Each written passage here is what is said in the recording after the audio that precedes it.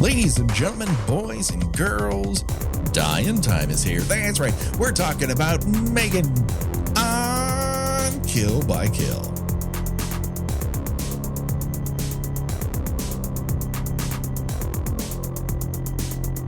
Well, greetings and salutations, Internet.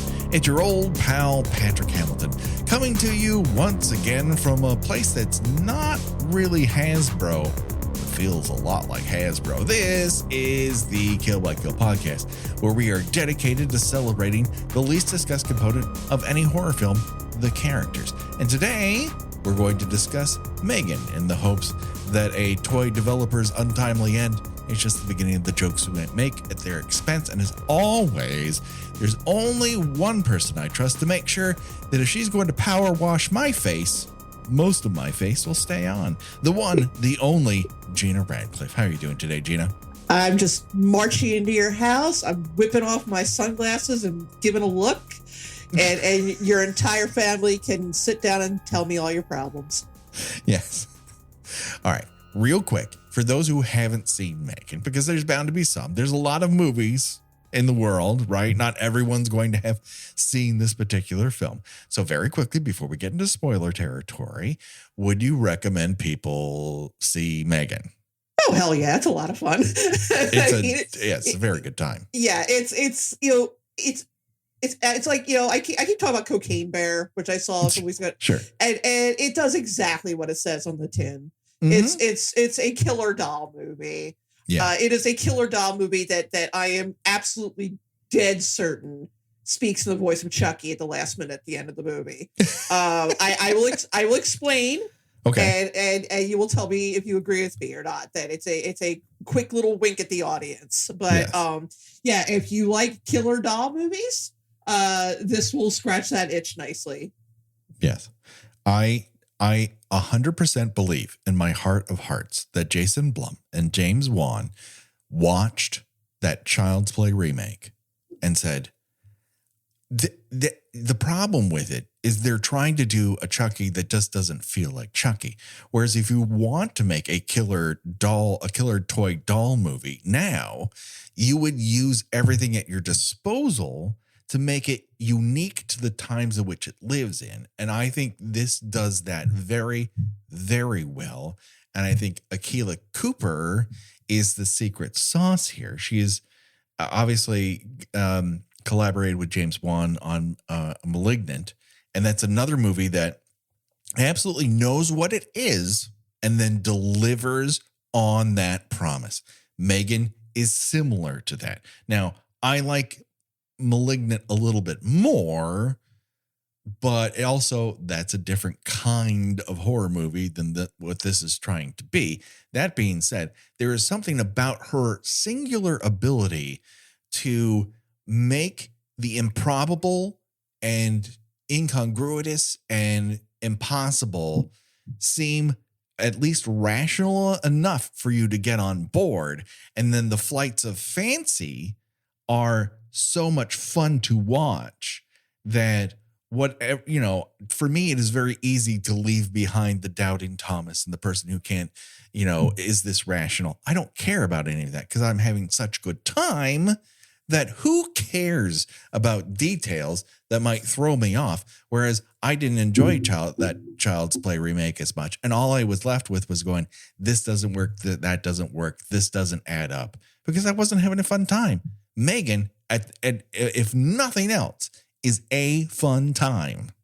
Exactly. I did a review of it on my newsletter, and I compared to Malignant in the sense of that they are both incredibly stupid premises, right?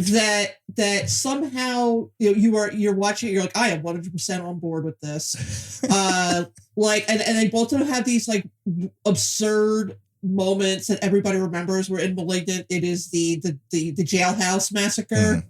Yes. And in M3GAN, it's when she stops and does this weird little dance before she takes off running after someone with like one of those, industrial old school paper cutter knives. Right. Yeah. And it's just I'm with this. I am here for whatever is happening with this movie. Yeah, I agree 100%. It's those sticky moments within this insane premise that I feel makes it such an audience pleaser. I mean, we'll never really know what Malignant could have done if it had been released in a normal circumstance. You know, Warner Brothers was just going to do what Warner Brothers was going to do under the guise of AT&T at that moment in time.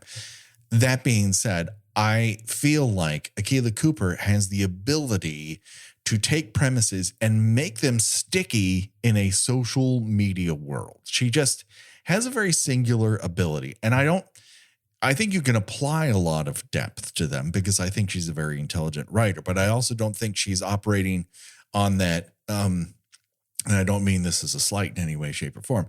It's not a Jordan Peele where he's literally no, is about how Hollywood chews you up and spits you out. And then something chews you up and spits you out. Yeah, no, there's no real like deeper meaning to this. It's basically about how, adults are all too willing to kind of give up their lives for convenience sake. Mm-hmm. And like one thing I got into in my review was I don't know that I buy as much as the movie Watch It To that parents are looking for excuses to spend less time with their children. Yeah. So this doll will perfectly suit that need of basically being a shoulder for the child to cry on and a stand-in teacher and a playmate. But I do think that there is something to the idea of, well, maybe, do you remember Teddy Ruxpin? Sure. Yeah, of course. So we were a little old for Teddy Ruxpin when it came out. Yeah, that wasn't exactly our genre. But of course, we were just culturally aware of it because it was so ever present. Right. It was a doll that read stories to your child. And, of course, the time's like, oh, this is terrible. Parents should be, taking time and reading to the kids themselves. And, but it's only gotten, more elaborate since then. And if you were to tell me that there was an app called iNanny that, sort of stood in for you, when you're not able to take care of your child in a certain way while also collecting information to sell to advertisers, I would 100% believe that. Yeah. Maybe not something on the scale of M3GAN, but certainly something similar to it. Yeah. Well, let's get into because it's a definite recommend from the both of us. I think it's Kill by Kill approved. That goes without saying. We're still going to say it anyways because that's the gig. So if you have not seen M3GAN and don't want to be spoiled of any of the details, that's perfectly fine. You can bounce here and come back to us later. But for the rest of us who have or simply don't want to worry about that, let's get into the nitty gritty because you're right.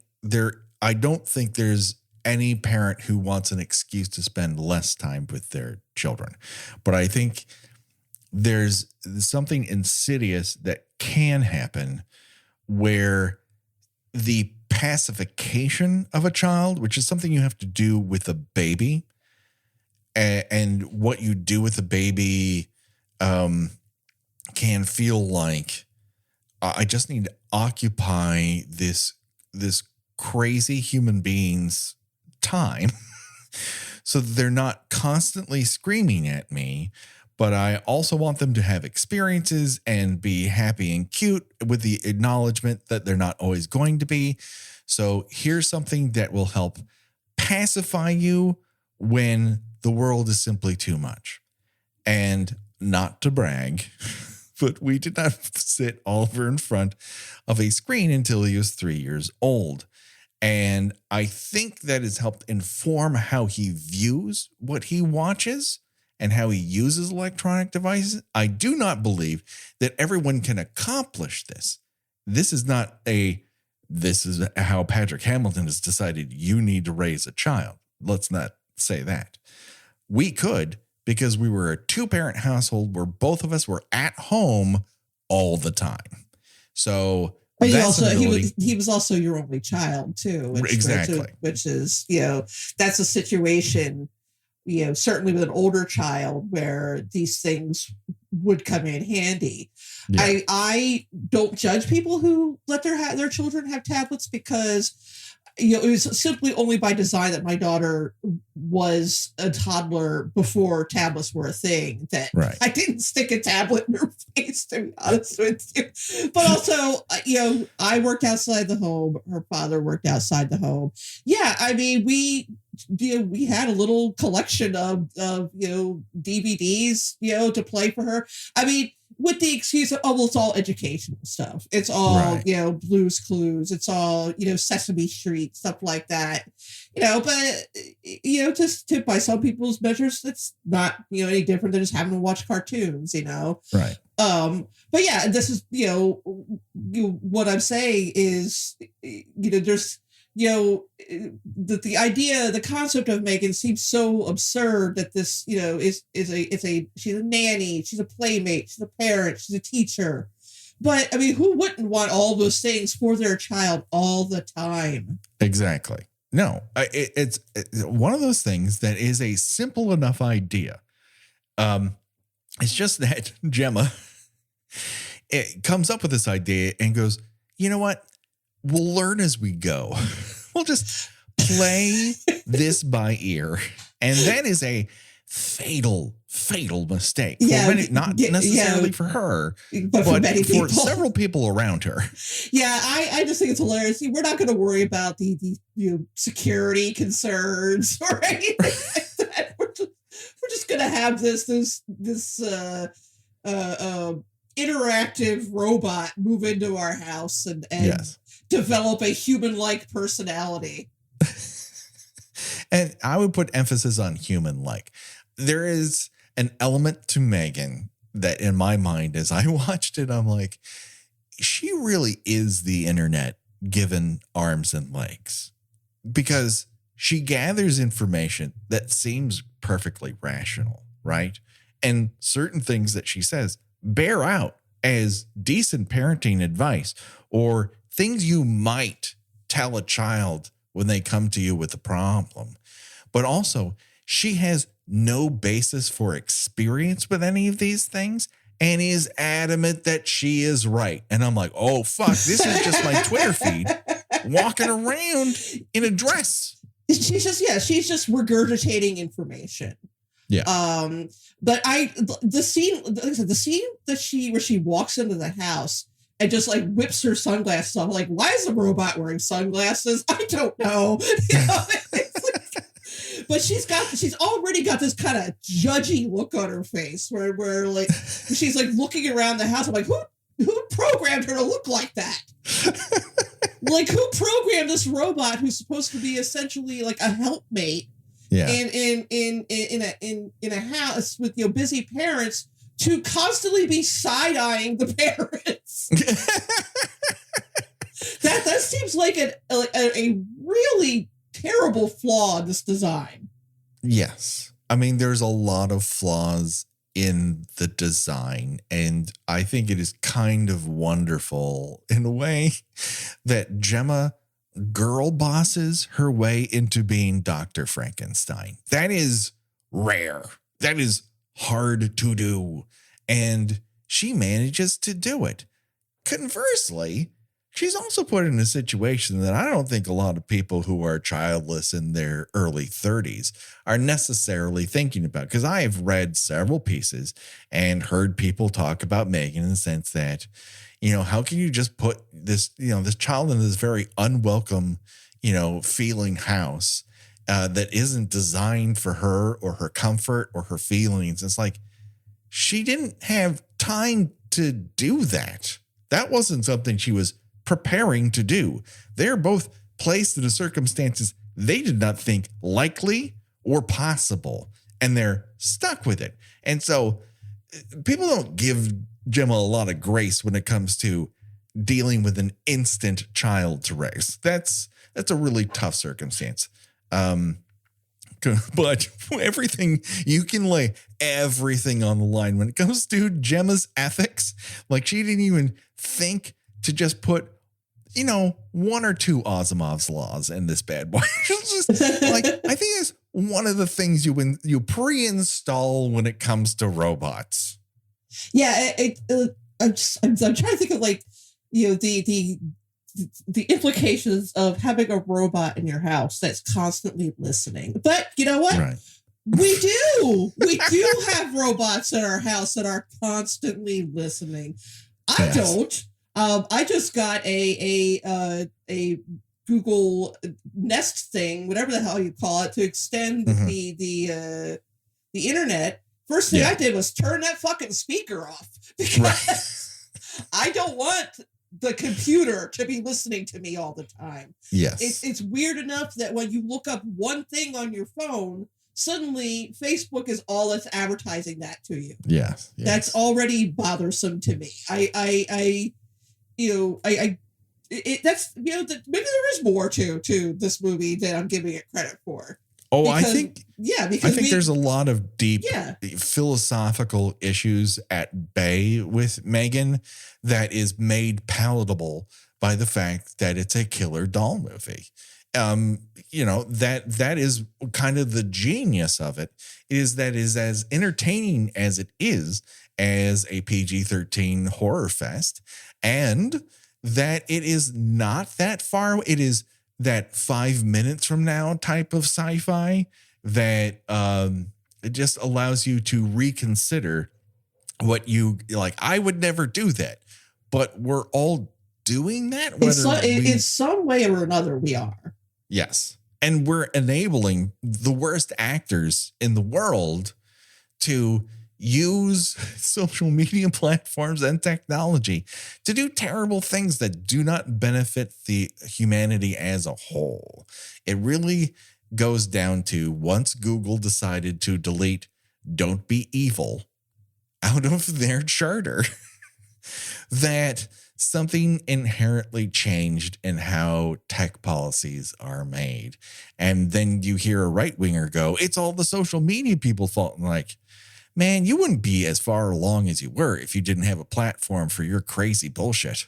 Right, exactly. So yeah, maybe there is a little. Maybe I am underestimating how many people would be all right with something like this in their home to a certain point.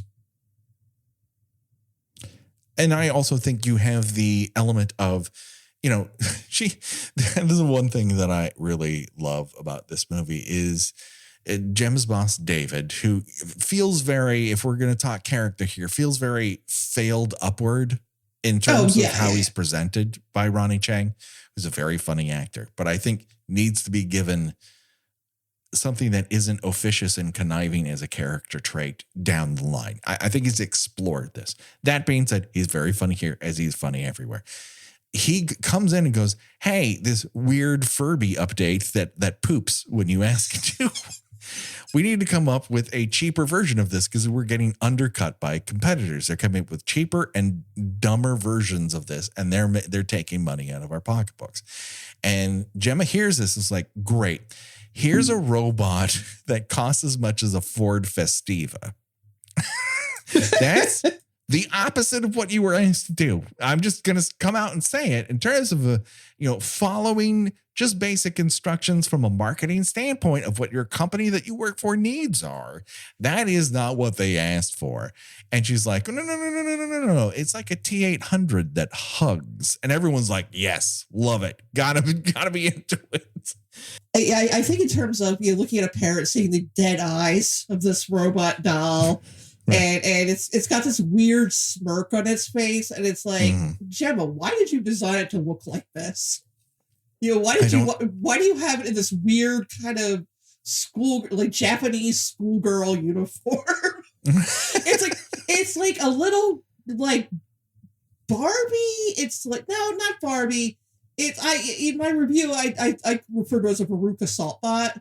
Like she's got kind of little snotty rich girl look, but also kind of a little fetishy, and it's like I want to know the design process of this doll. It's so interesting because it has the giant anime eyes, but they're also very, as you said, judgy. So you're taking two aesthetics and you're slapping them together. It just feels very against type in many and in many ways, but also it's also in a form that is, you can't really fetishize it. There's no like, I can't wait for.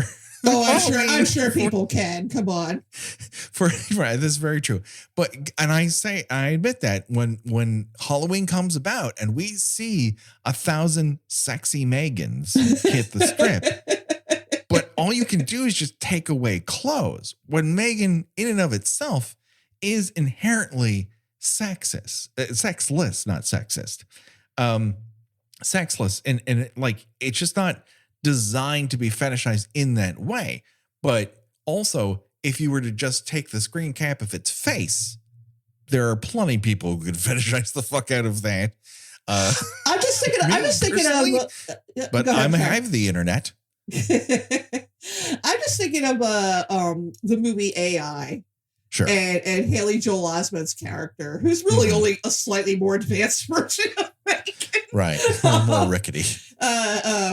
But he just looks like this, angelic child. Like, who would not want to bring this child into their home and treat them like a second son? Where if M3GAN walked into my house, I'm like, no, you need to get the fuck out. Sorry, you need to park that outside. Yeah, that thing's gonna come up and give me like an Indian rope burn or something. She just looks like she was like a mean little girl.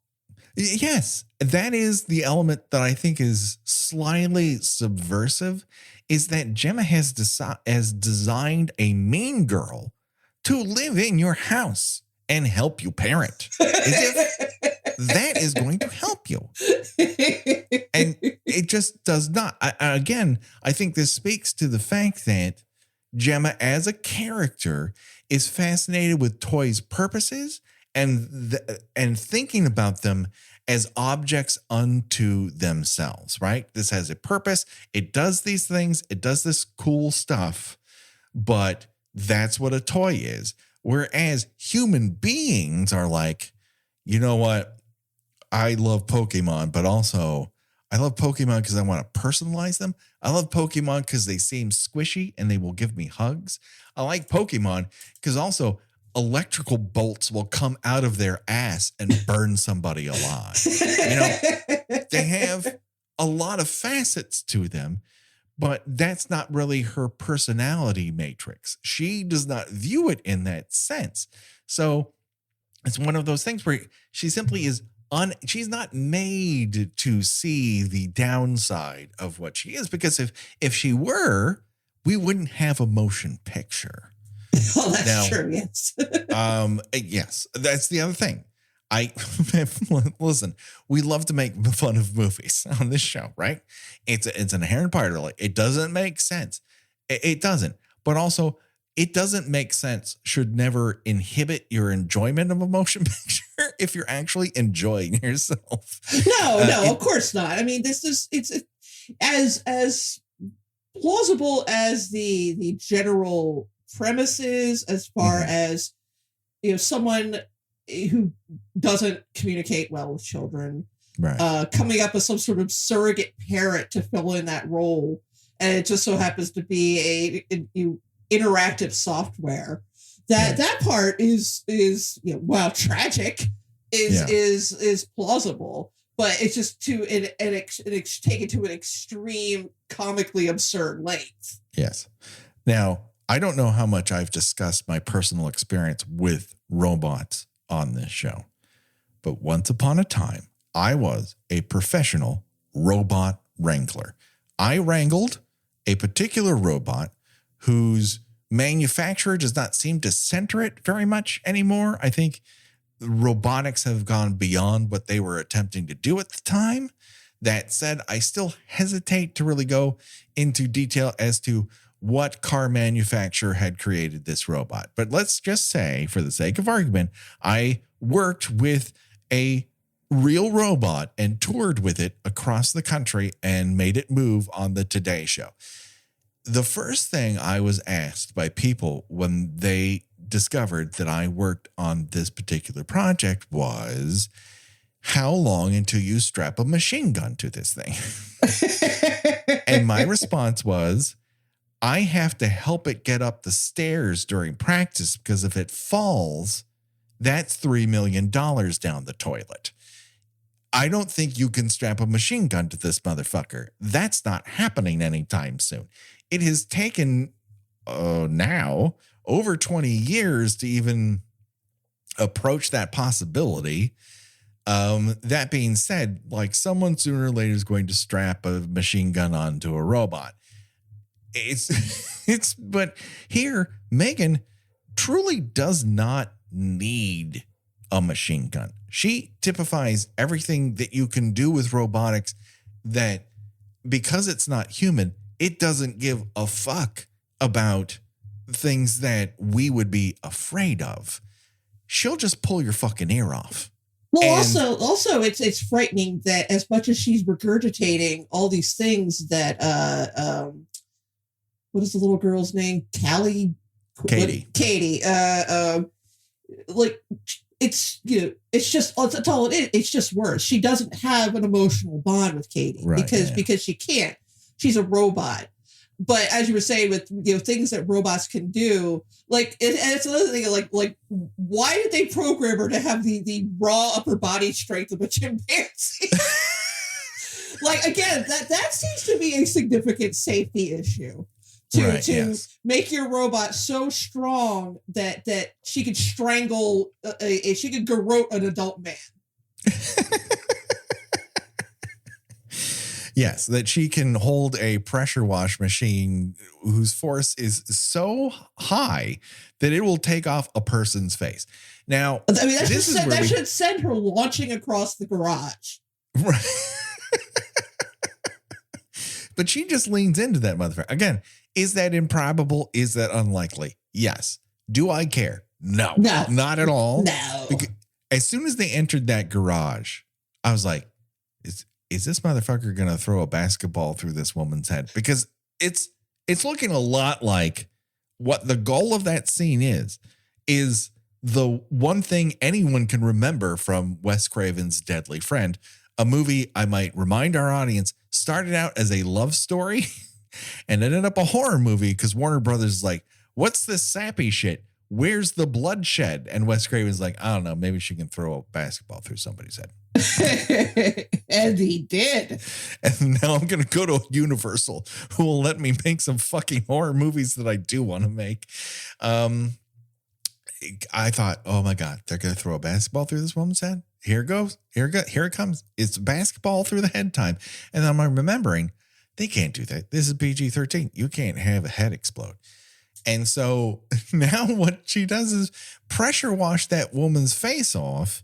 And the uncut version of it is a little more flappy in terms of the flesh that comes off, but also not hardcore, malignant, gross out time. Oh, no, not even close. You know, like Gabriel would have done some fucking damage to that woman. This we cut away. And again, we've talked about this, like people, young people should be allowed to have an inroads to horror to see whether or not they like it and enjoy that. And then they will find the gorier things after that. You don't want to start with The Exorcist. You work your way up to The Exorcist. So, I mean, one good thing about, I think, that this movie, I think it makes it both enjoyable and also a good gateway for, like, I'd say preteens, you know, 12 or 13, is that everybody who is killed is a bad person. Right, exactly. Without the Michael Morbius thing of these are all like the worst people on earth. Right. The mercenaries of the world. They're satisfying kills. Yes. You don't have, you know, there's no, sacrificial lamb. You know, everybody, you know, the kid makes it, Gemma makes it. I think her two, I mean, it does show the laboratory catching on fire, but I assume that her two lab partners escaped. Yes, you do see them run away in a hallway. You know, you don't see them make it out the building, but it's assumed the movie is telling you that they're worse for wear, but they're going to outlive this experience. Right. But everybody, you've got the horrible neighbor, you've got the horrible 6 foot tall 9-year-old. And you want to talk about the least plausible things in the movie. Well, I hate to break it to you, Gina. The kids are getting bigger these days. Monster 9-year-olds. This is the thing that it's unlikely, but also I've seen kids who just grow too fast too soon. Like there was a kid in one of Ollie's plays that he was in, nice kid, but was taller than him. And we have a tall child. He was taller. He was a year younger, and he was a good 3 inches taller, and everyone treated him like he was 8 years old and he's in kindergarten. And he's way too fucking big. He just won that genetic lottery. And so luckily he was that sort of gentle giant. Whereas I've seen plenty of kids of normal size act exactly like that little fucker who is just like, oh, you've got something special that makes you special. I'm going to beat the holy hell out of you. Like, yeah, he is like exists. That. He is like that, the classic Stephen King psychotic bully. Oh, yes. All he needs is a leather jacket and a foxtail and some slicked back hair. And a switchblade. He does need a switchblade. But I think him foistering a switchblade would have gotten this movie an R. So there you go. He has to be physically intimidated rather than flash around a knife to a small child. And that this is also where I felt the movie effectively evokes the things that it's trying, what is inspiring it. Because one of the things that I think really works in the first 2 Child's Play movies is that little kid is little. Alex is little. He shouldn't be on a subway train going to Chicago's South Side. When you see him walking around with a doll that's about his size, it's crazy. But no one's like, we should stop that kid. Like nowadays, I think you would stop that kid, which is why why they ended up aging up the Alex stand-in in the recent kids play, Kid and Play. And they were doing a dance where they hit feet and they were doing a house party and their DJ has bad breath. That's Kid and Play references. Okay, again, Kill by Kill, only the hippest references. The freshest, the newest, the nowest. So, in that new Child's Play, they have to age them up to 12. And it doesn't work. It's one of those things that makes those first 2 Child's Play movies so good and scary. It's like that kid shouldn't be on his own. That's scary enough as it is. And he's also toting around a doll with a serial killer inside of it who's whispering, hey, I got to get to the South Side. This motherfucker needs to die and you need to help me. And he does it. Oh my God. What a movie. What a motion picture. That's the thing. Like you have to be kind of outrageous. And M3GAN has the right dose of outrageous.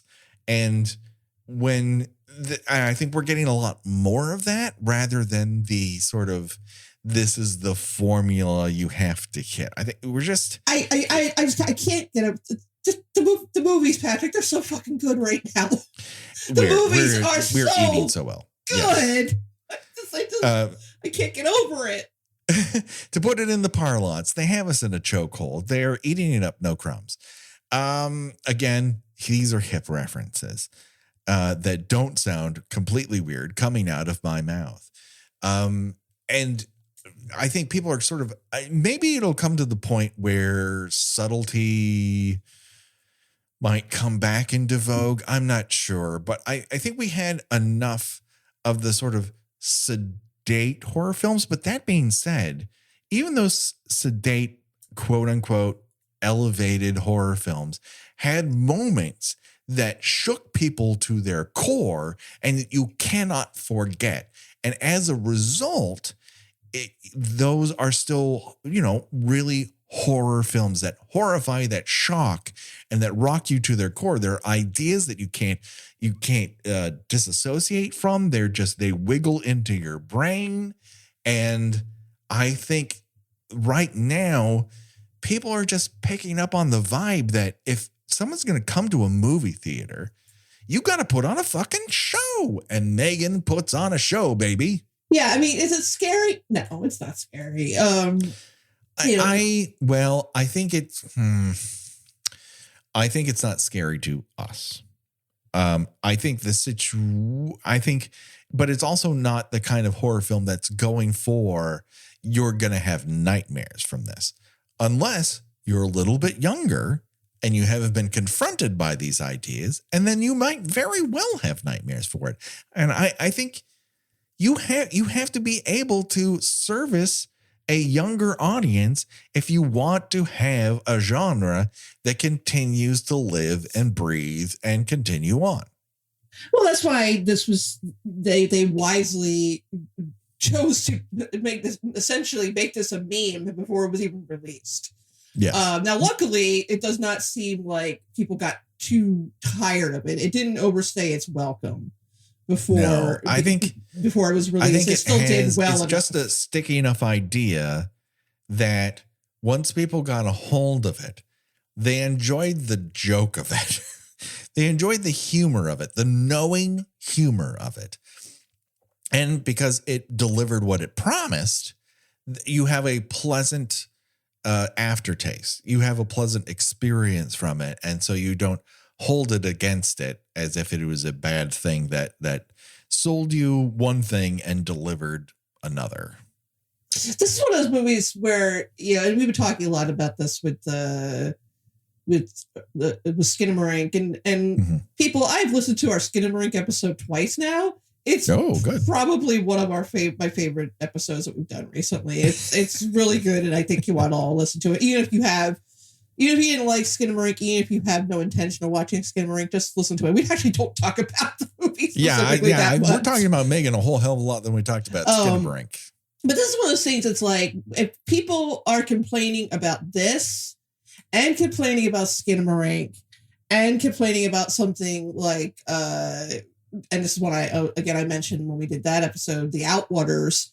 I'm going to stop listening to you at this point because you are impossible to please and your opinions are invalid. Right. Because that is literally a something for everybody scenario. Yeah. Where you have three very different kinds of movies.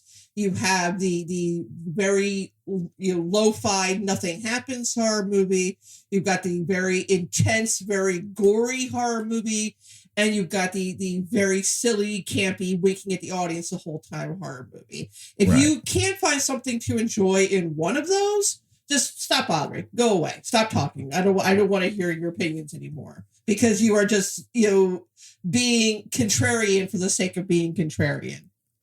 And I think that's one of the elements that makes M3GAN kind of stand out, as she is the personification of the internet, that in many ways, like, it works best for the internet generation. It's a very specifically knowing movie that takes advantage of what the current audience is aware of as what you can do if you're connected to the internet and how you might act based on the influences of this online feed just coursing through your body.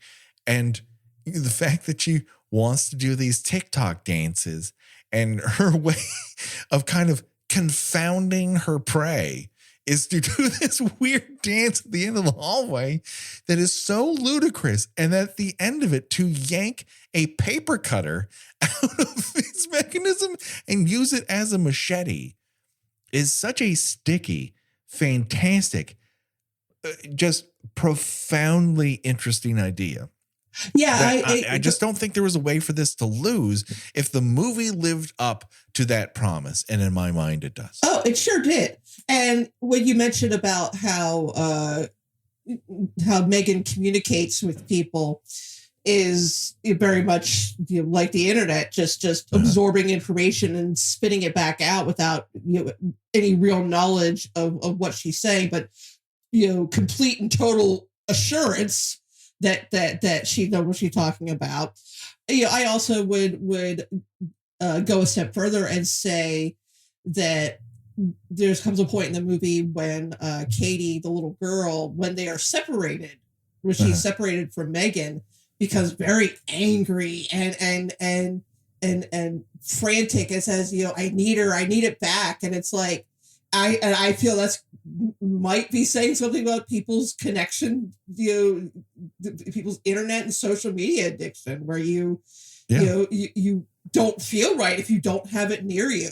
Where you know, you need that fix of, you know, of having the internet there, having social media, you know, the audience from social media. And there's the other element of it is it's very connected to that specific age of kid.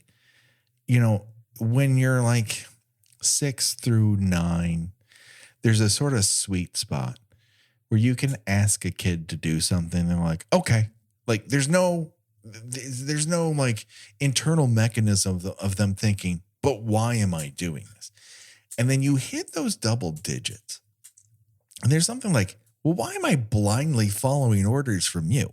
It's not rebellion like when you get to a tween or teenage. It's more of a questioning. And there's still an irrational lizard brain element to a kid's behavior that when you go, this is not being used responsibly, or you have violated a rule, or you have misbehaved in such a fashion that this has to go away, whatever that is. And they just go feral. That is a real thing that children do. And you have to be the parent and go, listen, I could tell them that this isn't rational behavior, but they're not in a state to actually listen to it. They're caught between stages of development. And I simply have, as the adult, need to weather this storm and be consistent with how I parent. And Gemma's not prepared for that. She's simply not built to do it. There's a legitimate setup in her character of whether or not she has ever had the intention of having children. She certainly isn't trying to do it anytime soon.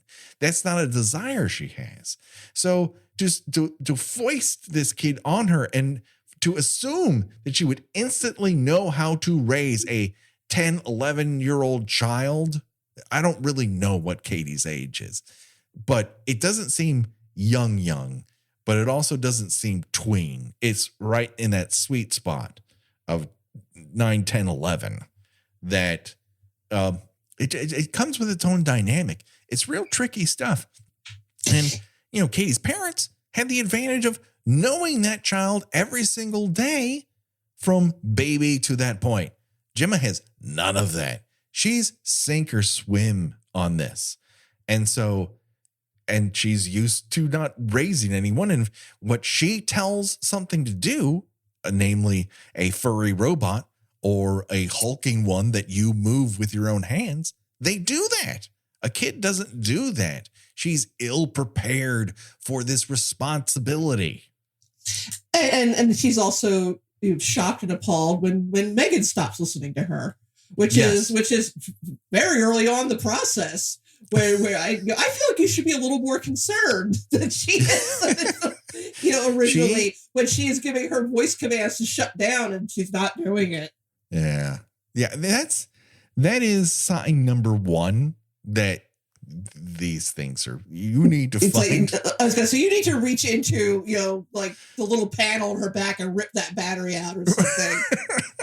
You need to start removing chips or adding them in. I'm not sure how it works, but you need to fucking do it.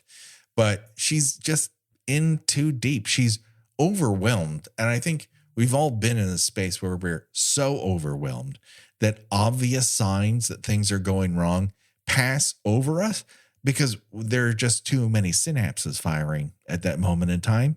You can't take in subtle information, and sometimes you can't even take in obvious information.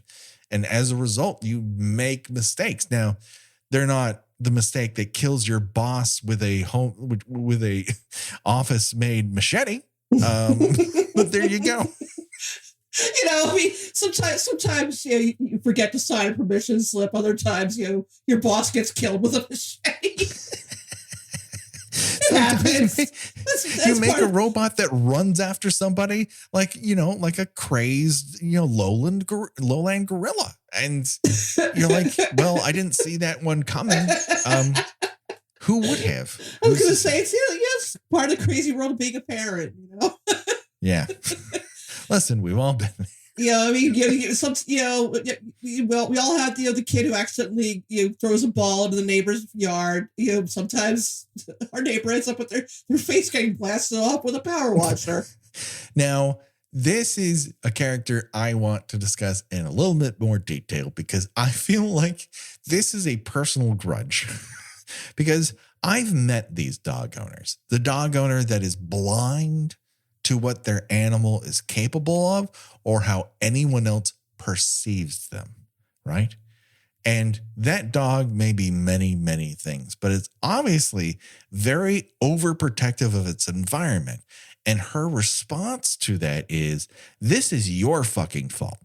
And no. You have a dog with behavioral problems. That is on you. That is how our previous dog, Nigel, got bitten both times he was bitten by other dogs. We were in a dog park. Someone came in and says, is it okay for us to come in? I'm like, it's a dog park. I mean, you've got your dog under verbal control. And the guy said, yeah, I totally do. I'm throwing the tennis ball to Nigel. This is back when he had quite a spring in his step. And this dog could not handle the fact this dog was going after a ball. And it didn't take him 5 minutes before he tore into my dog's chest. And I'm like, wow, okay, this is a lot more damage than I thought of in the moment. I have to take this dog to the vet and I need your information because you will be paying for this.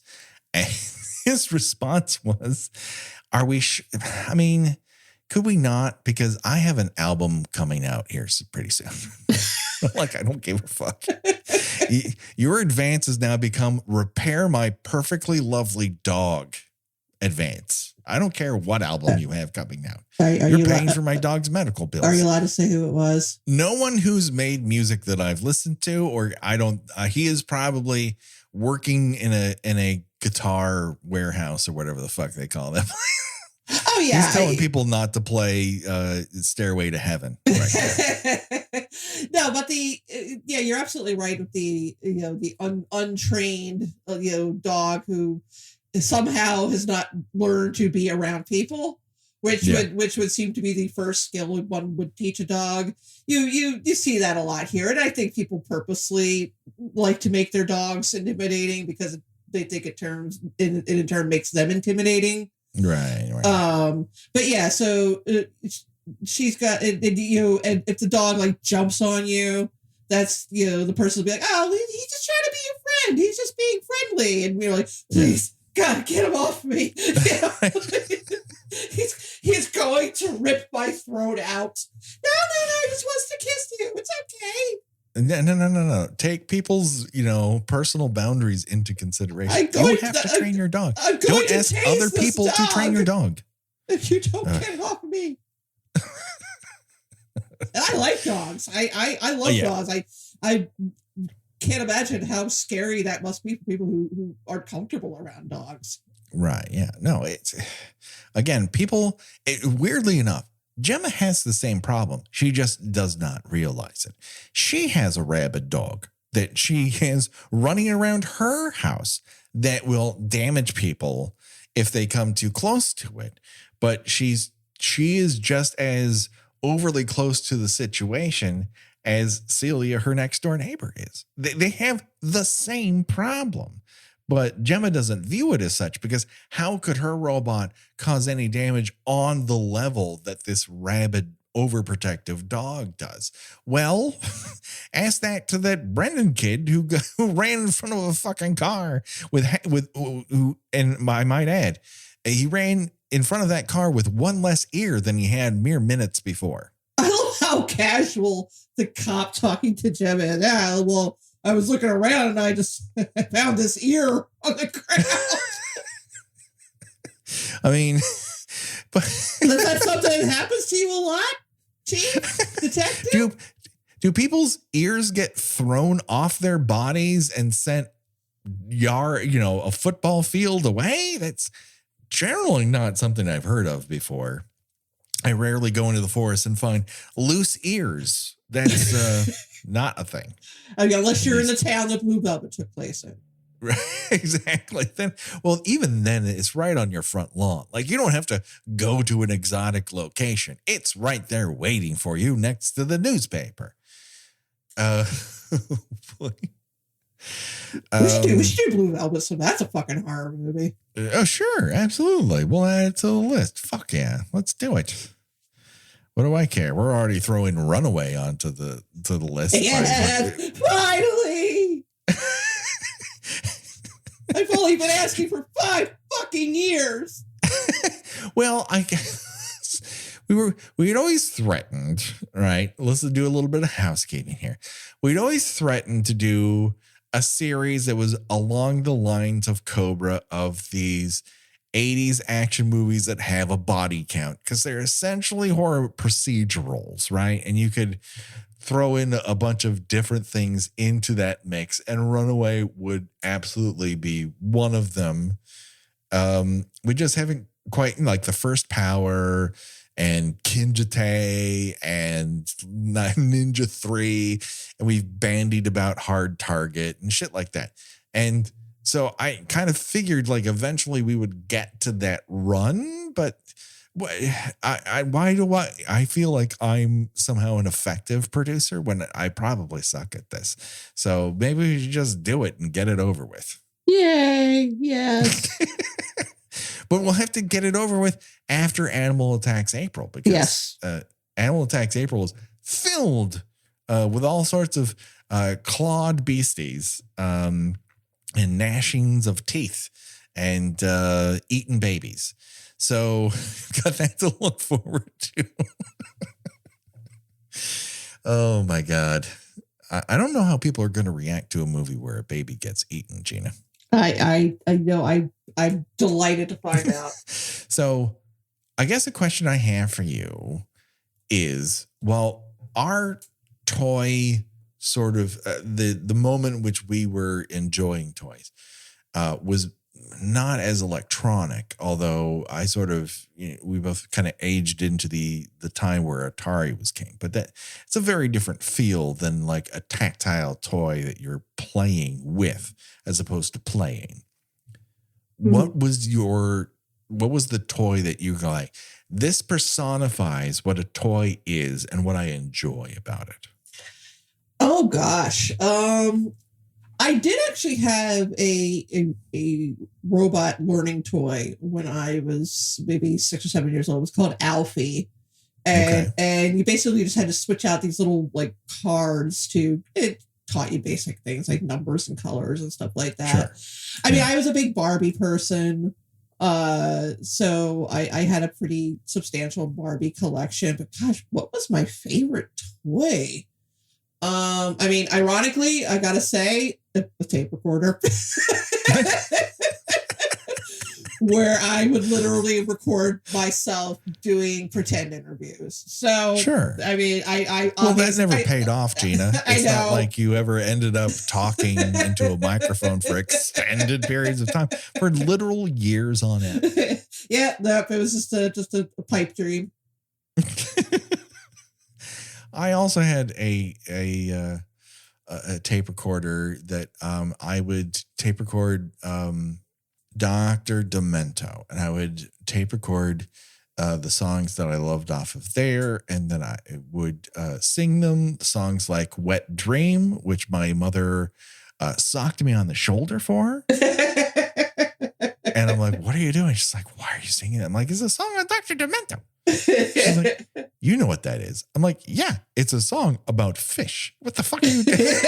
But I was like, what are you? I had no concept that was in any way, shape, or form a sexual reference. It just over my fucking head. I had not heard of this phenomenon. And of course, she had not told me of anything like that. Why she felt I would know that, I don't know. I mean, yeah, I had a bunch of Star Wars figures and things of that sort of era. The thing that I'm really fascinated with was actually a toy my brother had. is from a toy line called Mask.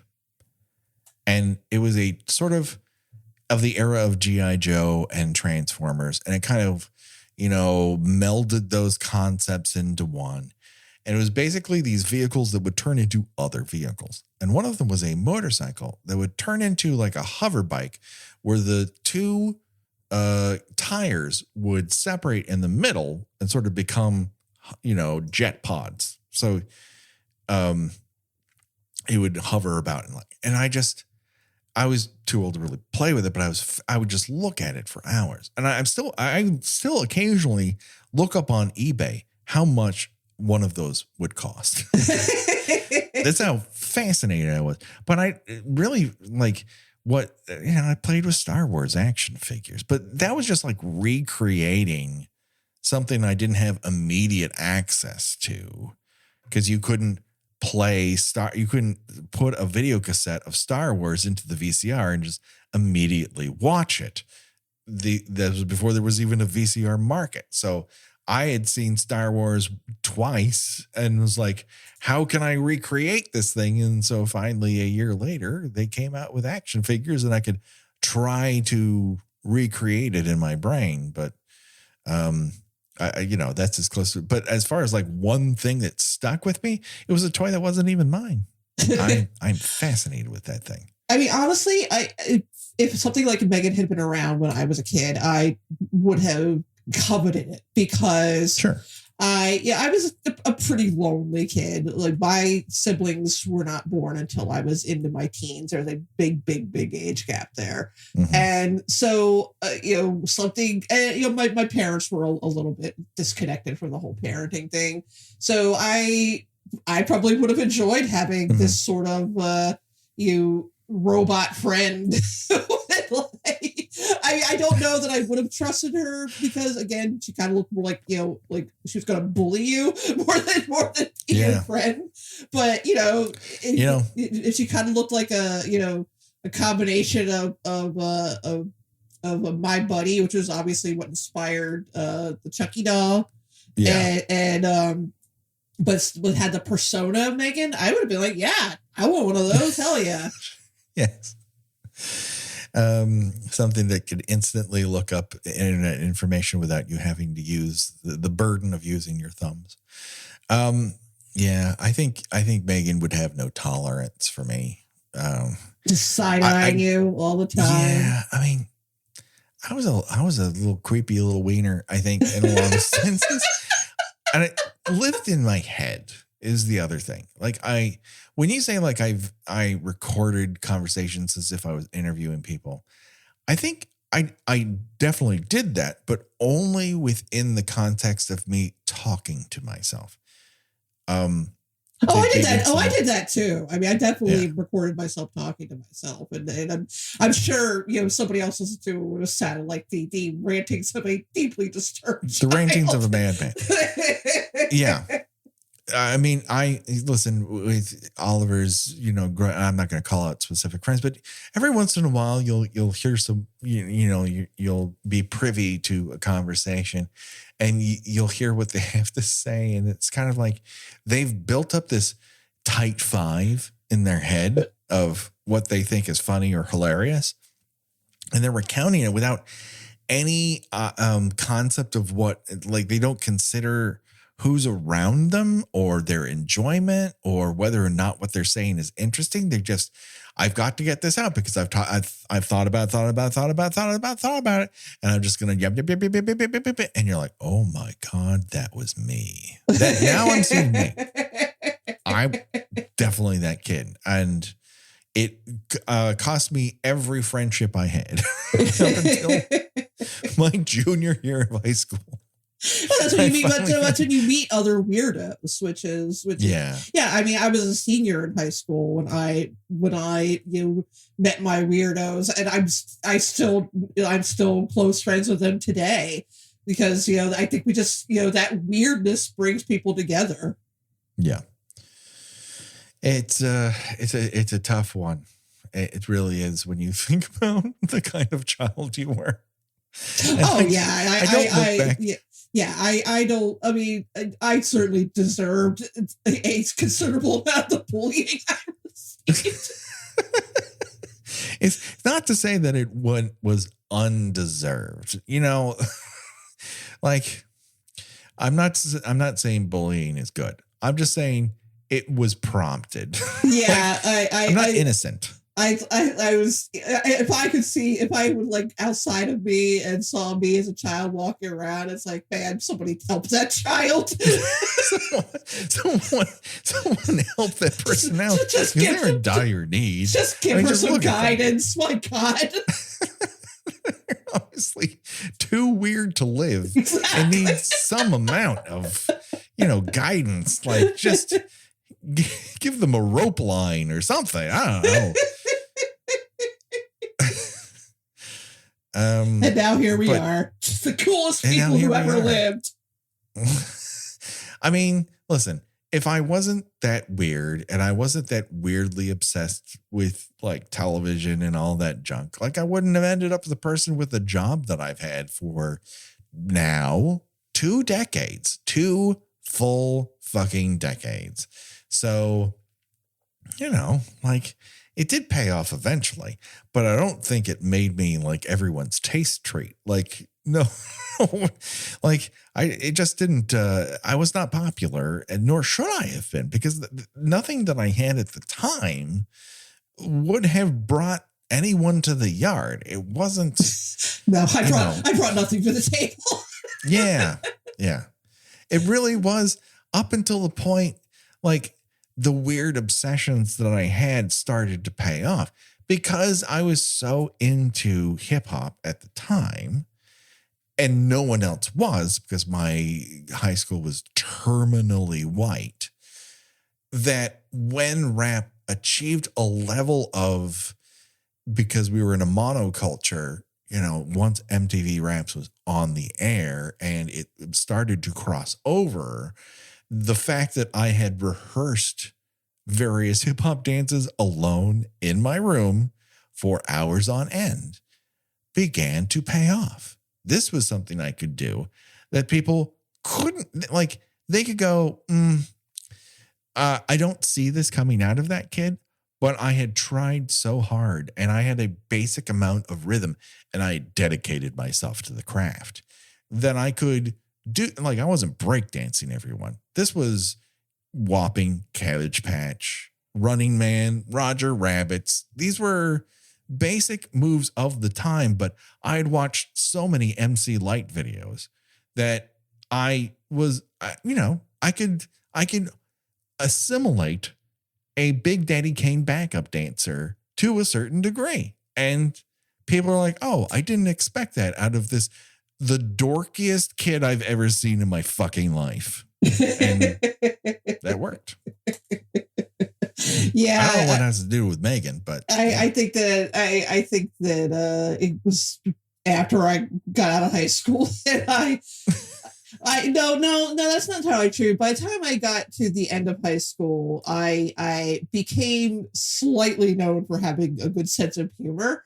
And the kind who would just sort of make random sarcastic remarks, and and people tell me, oh, it's not what you're saying, it's how you say it, and I'm like, I guess that's a good thing.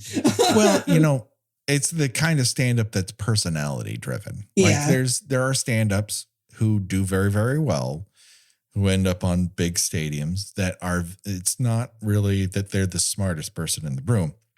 It's what they're saying. It's just smart enough, but the way they say it puts it over the top. Yeah, I suspect that if I'd been in high school 10 years later when Daria was a thing, that I would have done much better for myself. Finally, the monoculture had caught up to what you were. Yeah, because did I get like, hey, you know what you remind me of? Like for like a good 2 years straight during the mid-90s. Yeah.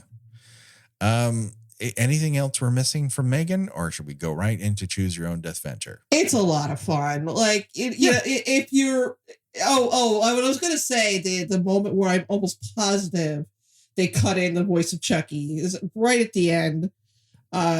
she's attacking Gemma and says something like, "The only one who's in control of me is me," and her voice changes at that second "me," and I'm like, that's Chucky's voice, isn't it? Somehow. Well, listen, it's released by Universal. You know who owns the rights to Chucky? Universal. You know who's doing everything right now? Universal. In my mind, Universal. And you know what? I think I will bet folding money that there is going to be a crossover movie at some point. Listen, you got to let M3GAN, become whatever the franchise it is. You have to establish that it can be a franchise. They have every intention of doing that. I don't think, once you make a monster movie out of it, like, you absolutely can. But right now, the best thing they have going for them is they're independent franchises that don't need the goose from each other, because Chucky on television is a rare cable hit. That is, a cable hit is not really something. It's in a very rare group. It's Chucky and Yellowstone. There's not a ton of them out there that are doing numbers on cable right now. So they're just fine as far as that. But yes, you can hint at it that they live in the same universe, because they absolutely can in many respects. But I don't think it's a place you need to go right away, because they also kind of live in different spaces. Chucky is at its core. It requires the supernatural. M3GAN does not. And I would love for them to keep the supernatural out of M3GAN's mouth for a while, because you don't need to go there. You've got plenty of places to do that. But Universal, as far as being like a movie studio, is kind of understanding the assignment that to get butts and seats in movie theaters, you have to deliver something people aren't getting at home, an outrageous premise that you deliver on. And M3GAN and Cocaine Bear are things that do that. And, whether you love it or not, Fast and Furious movies also tend to deliver the things that they promise. Like, they've told you what genre they are. They're Fast and Furious movies.